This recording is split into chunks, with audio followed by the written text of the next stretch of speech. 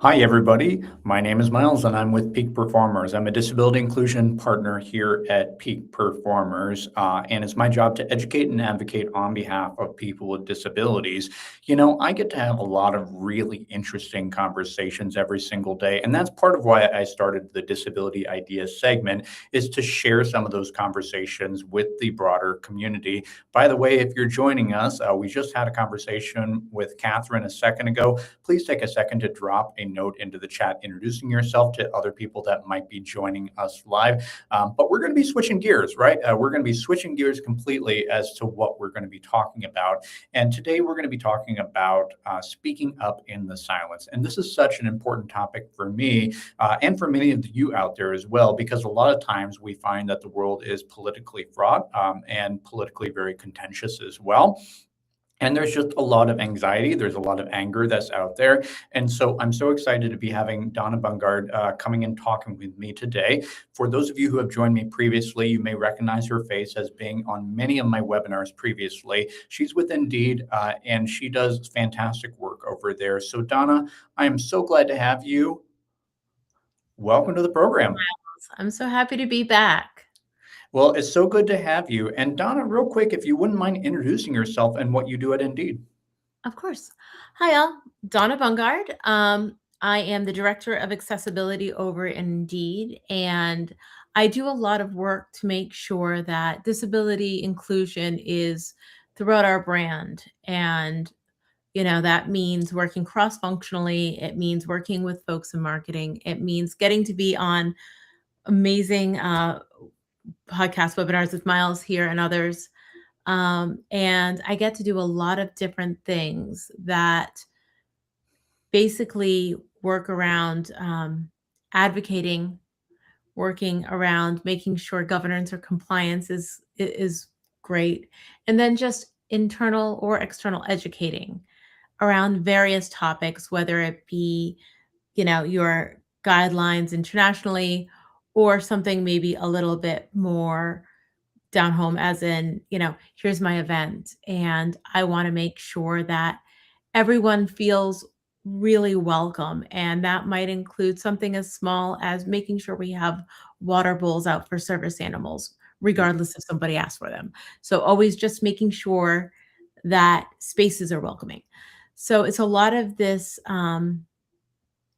kind of open minded, empathy driven work that really excites me. And I'm very, very privileged to get to be a part of.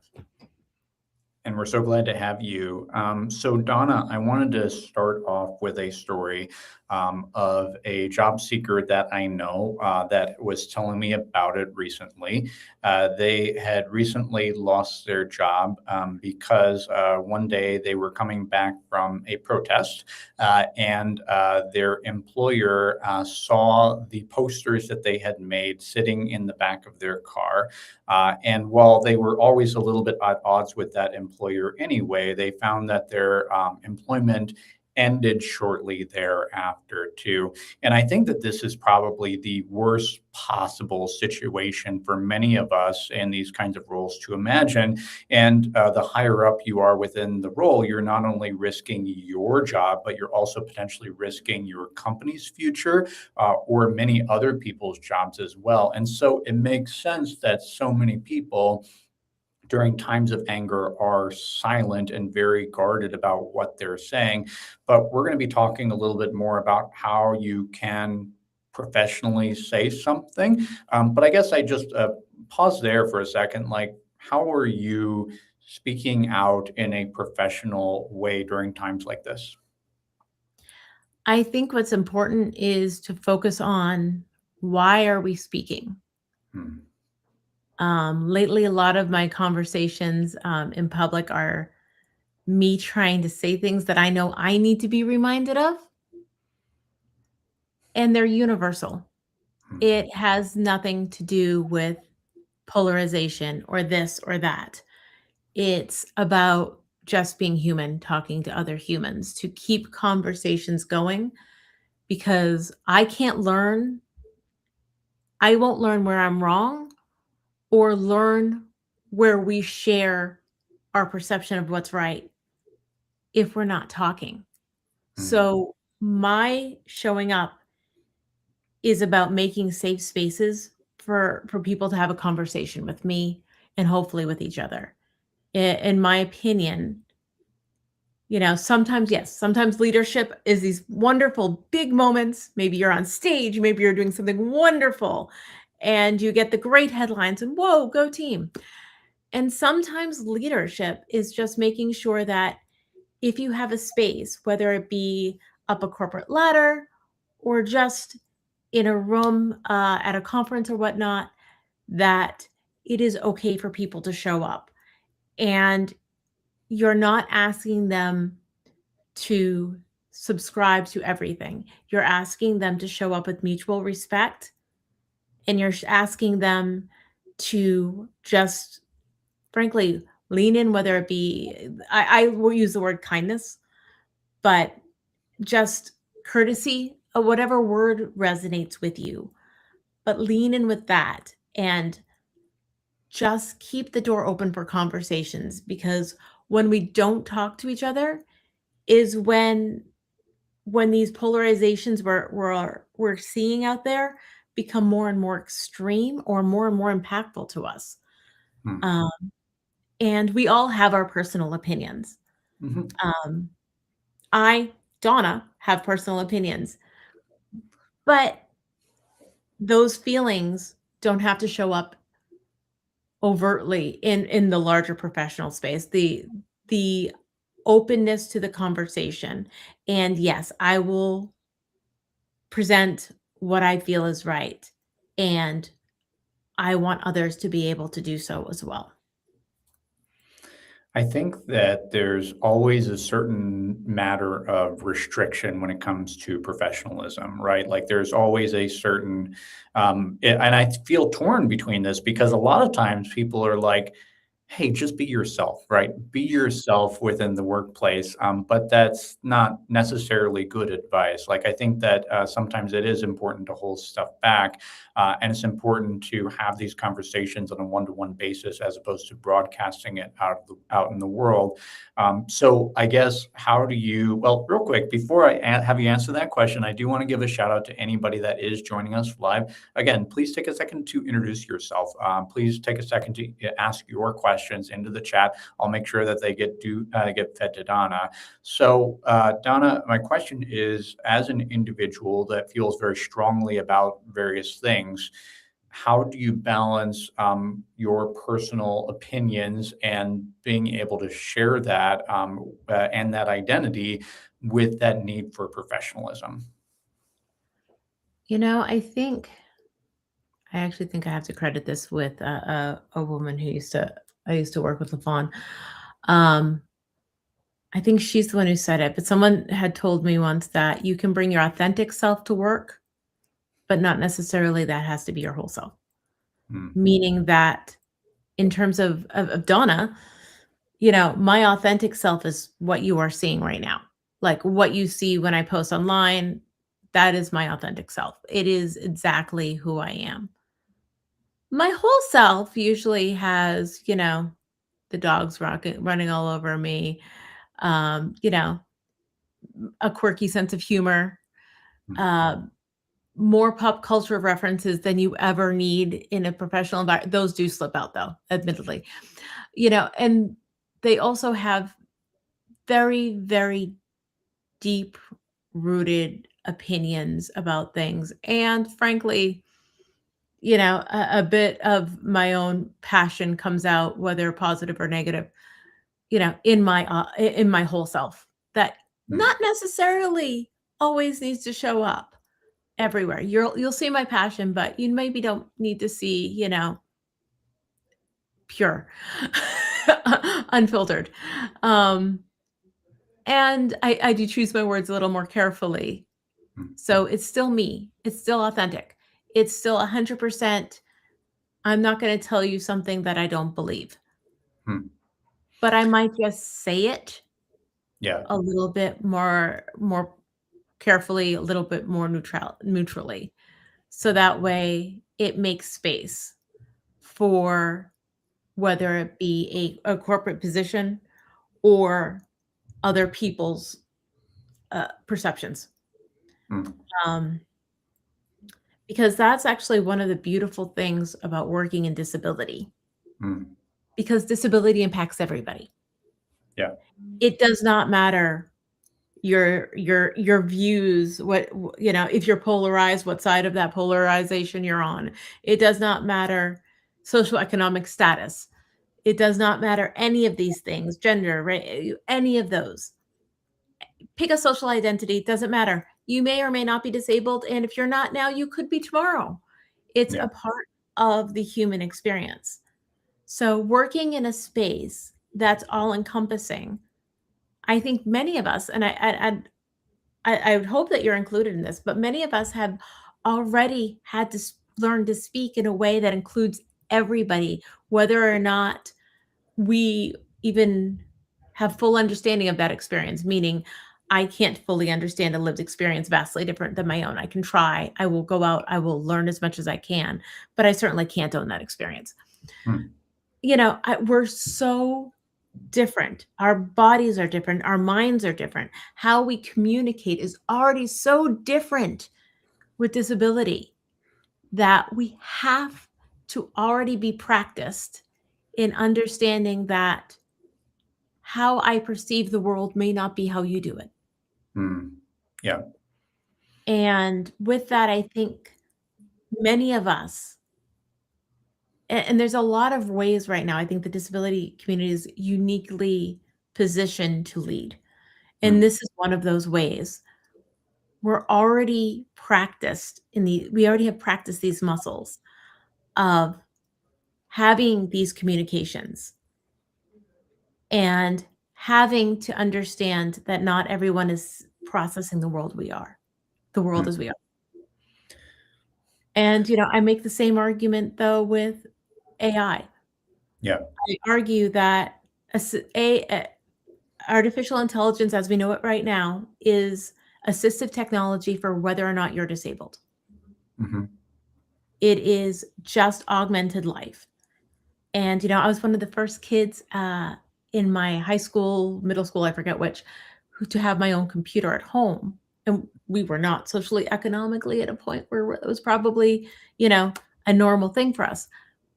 But my spelling and my, thinking and linear thoughts, but particularly my spelling, was so below grade level. My mother got that for me as an assistive tech.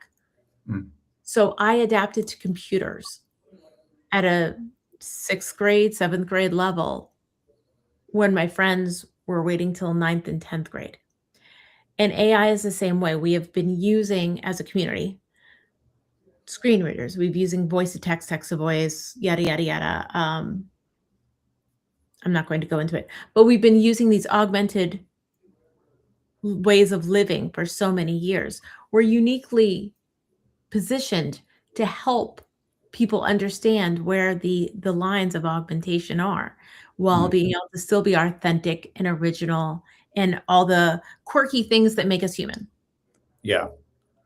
So I think that there's a line there's those muscles there that we can flex and lead with. So I kind of went off a little bit on that, sorry. No, no, I think that's important to point out too. And some people that are in the audience may be thinking right now, they may be shouting DEI, right? And that is something that is very politically contentious currently. And I think that it's also interesting because under the Biden administration, A got attached to that for accessibility for DEI and A. And from then, there's oftentimes that sense that the two were kind of joined at the hip. Whereas I think that a lot of times these movements around accessibility came from a different spot and ran parallel to many of the DE&I movements. And I think that it's important to acknowledge too that with disability, there are um, disability the ADA was first passed under George H.W. Bush, and then it was amended under George W. Bush as well. And under his expanded definition, we included all kinds of non-visible disabilities as well too. So really, when we think about it, we're looking at disability as something that crosses multiple different administrations. And here at Peak Performers, we take the opinion that we're going to work with anybody, right? Like the mission is so important. putting people with disabilities to work is so important that we're going to work with anybody that we need to be able to make sure to advance that mission too. So is that kind of similar to how you kind of approach it too? Like, being able to talk with anybody in the situation? Um, in my mind, the DEI conversation is a completely different animal. Yeah. When we talk about disability inclusion and accessibility in general, I think there's a lot of confusion. Mm, I think that the reason education is such a big pillar of the way I approach this work is because, I know I've said this before, we used to hide disability.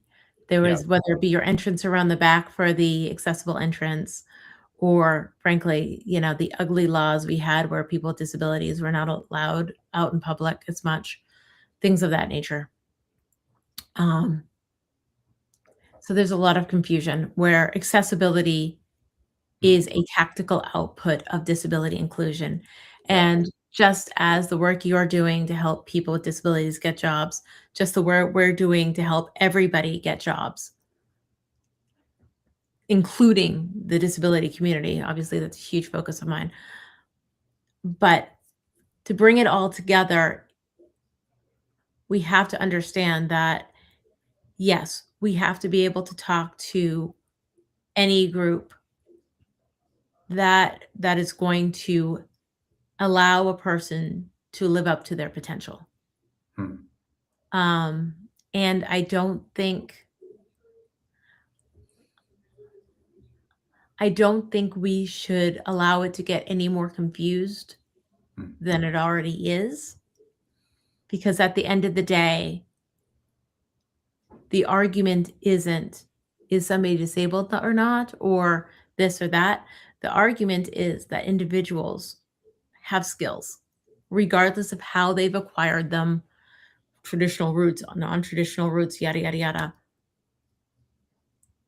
And I think we need to just focus on how the lived experiences and the process have helped people gain skills, and we're filling up the right job with the right skills. And that includes people with disabilities because, there's just as much beautiful talent there as there is everywhere else. yeah. Does that make sense outside of my head the way I'm saying it? So, I think so, yeah, and I think the other question that I would have for you is, as you can tell talking with Donna, as you can tell talking with me, is that we're oftentimes running things through a series of filters before they come out of our mouths. So I like to tell people that usually before anything escapes my lips, I'm probably running it through about 5 different filters of different perspectives to try to see how that would sound. So my question for you is that exhausting? Of course. Um, of course it is. That said, I have told everyone before, I identify as mysteriously neurodivergent. 10 minutes in a room with me, probably not going to be that big of a mystery. But, it was a learning disabled diagnosis in the early 90s. And, I don't have the official one now that they've expanded their understanding of how cis female people identify, are more common to present with certain neurodivergent diagnoses. However, that said, I'm neurodivergent. And I spend a lot of time until I get to know somebody very well trying to make sure what you hear is what I intend you to hear.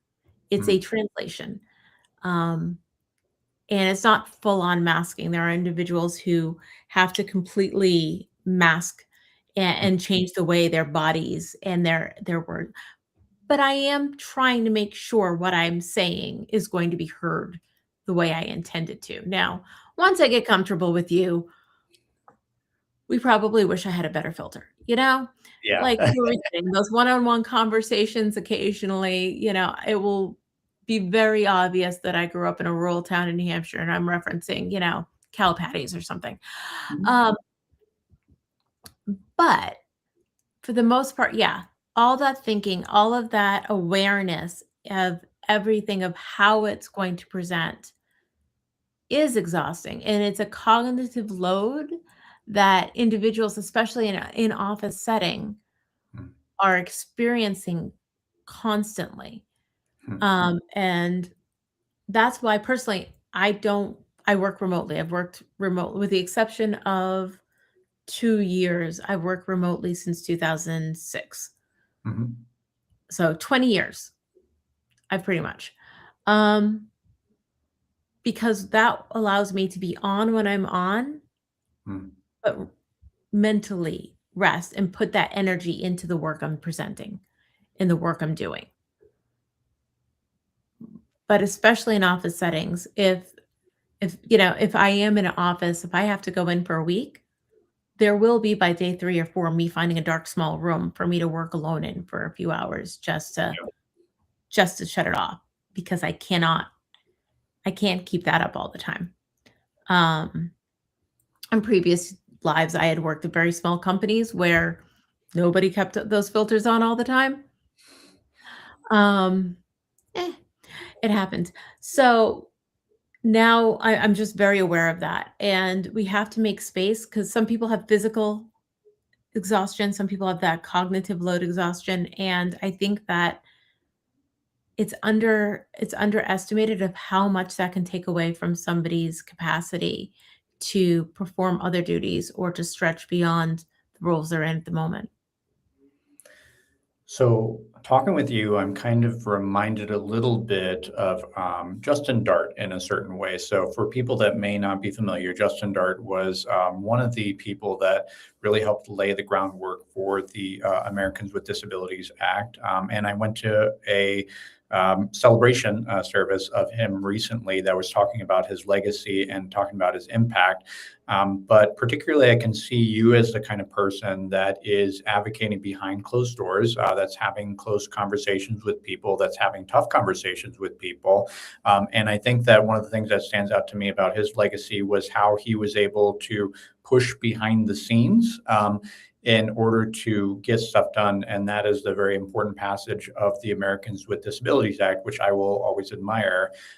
So, the question that I would have is, where do you think that on the spectrum of impact it is, being out on the street corner with a sign versus being the person that's behind closed doors having clandestine conversations and pushing internally, even if you might be facing things like people that are belligerent towards your particular message, people that don't think that it matters, or people that might just have different opinions than you do? Like, what's more important there?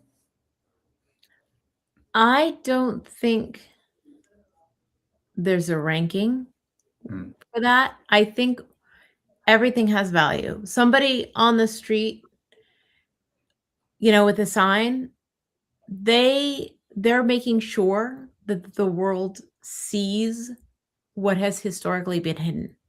mm, There is value in just being seen or perceived, but to be seen by the world, there mm. is value there. I do tend to like talk to people about whether it be policies or whether it be about just general guidelines or things of that nature. Mhm. Excuse me. In a quieter, more one-on-one setting because that allows my communication style, which is a lot of, "Where are you? Yeah. Okay, let me meet you halfway or more. Let me meet you where you are, and then let's see if we can find a spot to at least halfway." And Mm, that's my communication style, so I work better in those smaller groups. I mean, don't get me wrong, I love being on stage and I love talking to 100 people. It's great, it's wonderful. Ego is fully filled up. But I don't know if that's where I my communication style is actually doing the most good. mm, I think both have value, and I think the person on the street does too. I don't wanna rank the way we show our support for people mm, any more than I wanna rank which thing is more important to talk about. It's all important. mm, And, right now you hear a lot more conversations about where our humanity is. And that's where humanity is showing up in the moments and respecting the different ways different people show up. Um, and frankly, on some level, we have to make sure we're respecting those who aren't actively showing up, or at least that you see them show up. Mm, Because we don't know why someone's not saying things out loud. We're not knowing why they're not on the street or not talking on LinkedIn or not this or that or whatever. We don't know the story. We don't know what's happening behind their closed doors. So, as much as, as an individual, maybe you're a little disappointed. You wanted to see so and so say something right now. Don't they see this? And you're feeling big feelings, and those are important. I have big feelings all the time. Like, that's not a condescending thing. That's just my life. Um but at the same time, we don't know what's happening behind a door. We don't mm, know what's happening in those quiet conversations. And we can't judge that without knowing. And if we are trying to respect everybody to show up as they are, sometimes we're going to have to, even if we have personal feelings about, oh man, wish I'd seen them more, we have to respect that there might be a reason they're not showing up in a way we wanted them to. yeah, absolutely. And going back to your earlier point, you were talking about artificial intelligence. So I am a millennial, and millennials are notorious for having a bit of a chip on their shoulder as a generation goes. I remember that I graduated in 2009, and I know that many people my age are struggling to be able to afford a house as house prices soar uncontrollably. Meanwhile, inflation goes up, up, up, and everybody struggles to afford the basic necessities. And it feels to me like the most recent axe to grind for many millennials is a sentiment against artificial intelligence. And I personally find myself in business ecosystems where artificial intelligence is embraced. On the other side of the spectrum, I am oftentimes bombarded with anti AI sentiment and just a I think that especially since my generation is so threatened, like from their career perspective for it, but also has enough power to be able to share their feelings on it. And honestly, are kind of just tired of hearing about it. Like many of us are just kind of speaking out against it. And I'll give an example. Like my wife flatly refuses to ever use ChatGPT or any AI models. And I think that for me personally, I have come around. I used to share a lot of her same sentiments. I used to be very staunchly anti AI in every way, shape, or form. But due to the business needs and business environment, I kept myself open minded to being able to explore that. And I have found different advantages within the tools. So is being professional and having to um, hold back some of your own personal opinions, does that naturally make you more open-minded as a person and more effective within the workplace? Um, I think, well, for me personally, yes, because that's just how I function. I tend to, uh, like when we talk about my career, I say I follow my curiosity. And that's Mhm. essentially what I do is I usually find something and I'm like, oh, I need to learn everything. Yeah. And I go forward that way. And I don't necessarily know if it's my filtering that makes, I think it's my curiosity more than how I present Hmm. that curiosity that makes me of value in the workplace. I might occasionally get very stubborn and, classic New Englander in that, we have a reputation of being stubborn. I live that reputation sometimes. Mhm. I very much will be like, "Ooh," but other times it's like, "Okay, teach me everything. Tell me every way I can figure this out." So that's where I come in. For other people, I don't know if their value in that regard is directly tied to how that presents that way. I don't think that that's I wouldn't necessarily think it's intrinsically tied. How's that way? It could be for some and maybe not so much for others. And it's interesting what you said about your own and your wife. I recently had my children teaching me how, like on a Google search, how to disable the AI summary at the top Mhm. per search and things like that, because the younger generations are telling me about their concerns for AI and they just don't want it. If they choose to use it, They want to be on their terms, and they don't want it, Yeah. necessarily. Yeah. So it's interesting to see the different perceptions.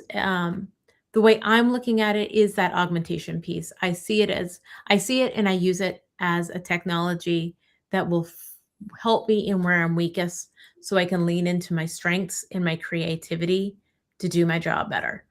Mm. And that's how I am using it. And that is how I lean into that as well as other things. Again, being curious. And I think there's also a level of self awareness.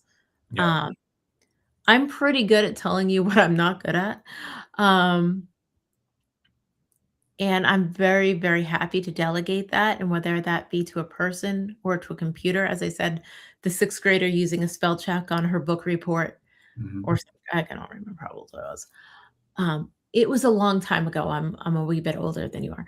Mm. Um, but having preteen me or teenage, tween, I guess is what we call it now, tween me using a computer to augment my spelling, then for me, using something to augment my weaknesses now is very natural. Mm. I think it just comes down to where are you in your journey? What are your beliefs? And finding a way to embrace the advancements. And we have a very strong push for AI internally, Mhm. but we use it to empower the human experience. Yeah. And I feel that there's a story here that we can work through, but Mm. I'm not necessarily sure that the story has been written yet. Mm. And I want to bring it back to Indeed and to job seekers because I will share that several years ago, I know that while employers are not necessarily supposed to go to your personal Facebook or your personal Twitter and stuff and investigate you right there, everybody knows that it's pretty common practice for them to do so. And so several years ago, people that expressed right leaning ideologies were getting screened out from jobs due to the opinions that they had expressed. And now I feel like we are kind of on the other side of the spectrum where people that overtly express left leaning ideologies are getting screened out for jobs. So things change, and we all want to ensure that there is food on the table too. So what advice would you give to job seekers that are out there that might be trying to balance their identity with their need to find work or to keep their current job? Yes. Look, I'm not going to pretend it's not hard. We've all seen the data coming out of the labor market, all of this. It is a very hard time for job seekers right now. And I wouldn't diminish any of their experience. It is hard. Y- if things were easier right now, I'd say, find some place that's going to match your values and run with that. And if it doesn't match your values, you want to be there. But right now, that may not be a choice. It may Right. not be a choice. At the end of the day, whether it be feeding yourself, your cat, or your child, or having a roof, you're going to need to make those choices. So show up as open minded, as someone who's willing to learn or listen and then follow through. I am, I don't have to agree with everybody I've ever worked with. There have been plenty of people over the years who I have liked and I've respected them for being very good at their jobs. And we didn't agree. And that was okay. I recommend that you create spaces where it's safe to disagree, but don't assume every place is that place. Mm. Um, so come off as, open to have a conversation, but that's not what you're bringing with you. You're bringing your skills. You're bringing your ability to do the job well and be a team player and get it done. Because at the end of the day, All businesses need the right skills in the right roles to be able to make this happen. Mm.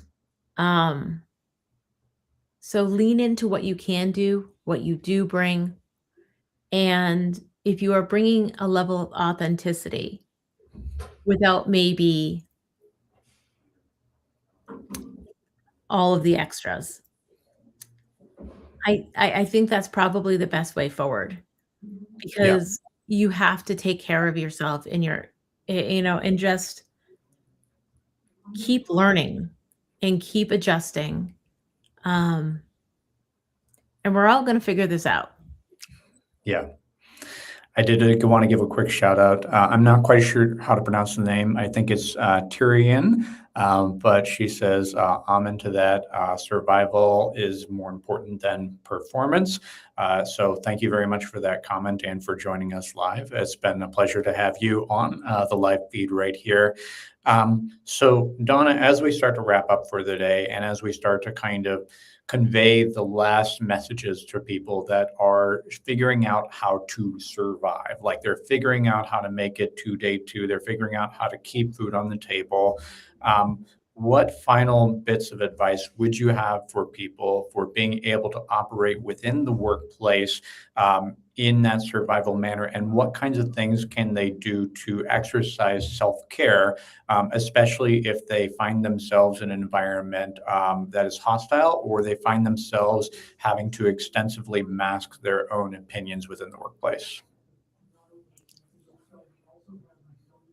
It's going to come down to, frankly, the classic hierarchy of needs. Yeah. Um, and give yourself grace. Give yourself grace that you're not being unjust, being able to feed your kids. You are not letting anyone down by reserving certain opinions for maybe over a dinner table with friends. Mhm. Give yourself grace and then try to extend that to others too, because again, we don't know what's happening behind their closed doors. I think that's what we all have to do, and then find support and find the community where you need it, Mm. and that community might be very small, you and your household.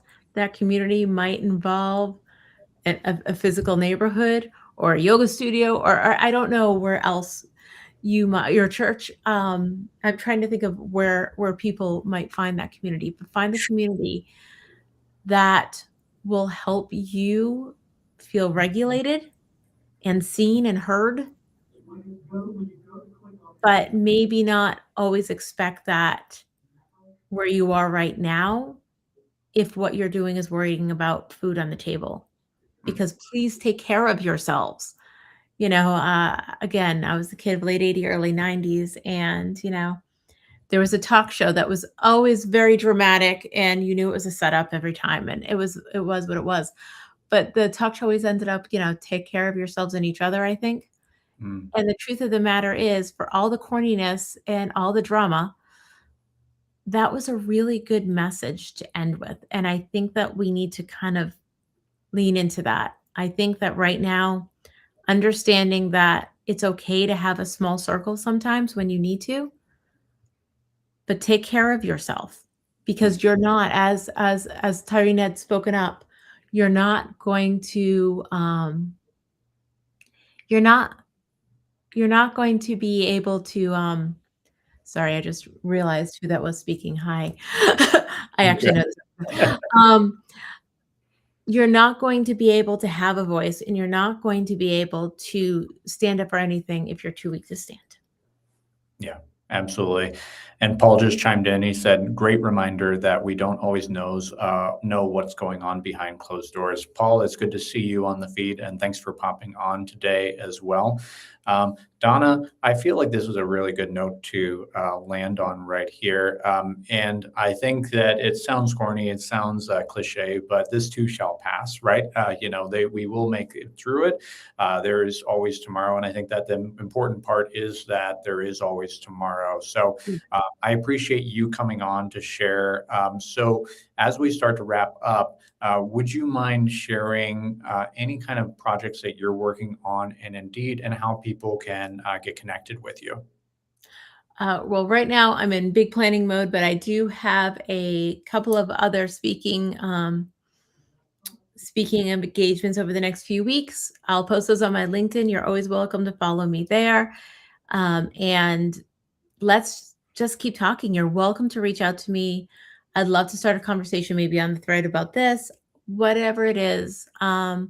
Whether it be loud and in front of people or behind a closed door, I'm always open to the conversation.